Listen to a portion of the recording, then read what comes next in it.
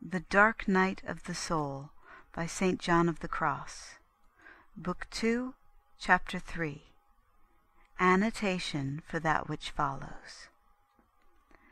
These souls, then, have now become proficients, because of the time which they have spent in feeding the senses with sweet communications, so that their sensual part, being thus attracted and delighted by spiritual pleasure,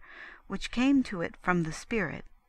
may be united with the Spirit and made one with it, each part after its own manner, eating of one and the same spiritual food from one and the same dish, as one person and with one sole intent, so that thus they may in a certain way be united and brought into agreement, and thus united may be prepared for the endurance of the stern and severe purgation of the spirit which awaits them. In this purgation, these two parts of the soul, the spiritual and the sensual, must be completely purged, since the one is never truly purged without the other, the purgation of sense becoming effective when that of the spirit has fairly begun. Wherefore, the night which we have called that of sense may and should be called a kind of correction and restraint of the desire, rather than purgation. The reason is that all the imperfections and disorders of the sensual part have their strength and root in the spirit, where all habits, both good and bad, are brought into subjection, and thus, until these are purged, the rebellions and depravities of sense cannot be purged thoroughly. Wherefore, in this night following, both parts of the soul are purged together, and it is for this end that it is well to have passed through the corrections of the first night, and the period of tranquillity which proceeds from it, in order that, sense being united with spirit, both may be purged after a certain manner, and may then suffer with greater fortitude. For very great fortitude is needful for so violent and severe a purgation, since, if the weakness of the lower part has not first been corrected, and fortitude has not been gained from God through the sweet and delectable communion which the soul has afterwards enjoyed with Him, its nature will not have the strength or the disposition to bear it. Therefore, since these proficients are still at a very low stage of progress, and follow their own nature closely in the intercourse and dealings which they have with God, because the gold of their spirit is not yet purified and refined, they still think of God as little children, and speak of God as little children, and feel and experience God as little children, even as St. Paul says, because they have not reached perfection, which is the union of the soul with God. In the state of union, however, they will work great things in the Spirit, even as grown men, and their works and faculties will then be divine rather than human, as will afterwards be said. To this end, God is pleased to strip them of this old man, and clothe them with the new man, who is created according to God, as the Apostle says, in the newness of sense. He strips their faculties, affections, and feelings, both spiritual and sensual, both outward and inward, leaving the understanding dark, the will dry, the memory empty,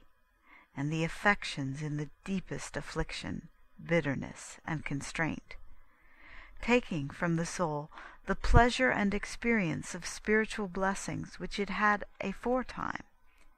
in order to make of this privation one of the principles which are requisite in the spirit, so that there may be introduced into it, and united with it, the spiritual form of the Spirit, which is the union of love. All this the Lord works in the soul by means of a pure and dark contemplation, as the soul explains in the first stanza. This, although we originally interpreted it with reference to the first night of sense, is principally understood by the soul of this second night of the Spirit, since this is the principal part of the purification of the soul. And thus we shall set it down and expound it here again in this sense. Chapter 4 sets down the first stanza and the exposition thereof. On a dark night, kindled in love with yearnings, oh, happy chance! I went forth without being observed, my house being now at rest. Interpreting this stanza now with reference to purgation, contemplation, or detachment, or poverty of spirit, which here are almost one and the same thing, we can expound it after this manner and make the soul speak thus: in poverty, and without protection or support in all the apprehensions of my soul, that is, in the darkness of my understanding and the constraint of my will, in affliction and anguish with respect to memory, remaining in the dark in pure faith, which is dark night for the said natural faculties, the will alone being touched by grief and afflictions and yearnings for the love of God, I went forth from myself, that is, from my low manner of understanding, from my weak mode of loving, and from my poor and limited manner of experiencing God, without being hindered therein by sensuality or the devil. This was a great happiness and a good chance for me, for when the faculties had been perfectly annihilated and calmed, together with the passions, desires, and affections of my soul,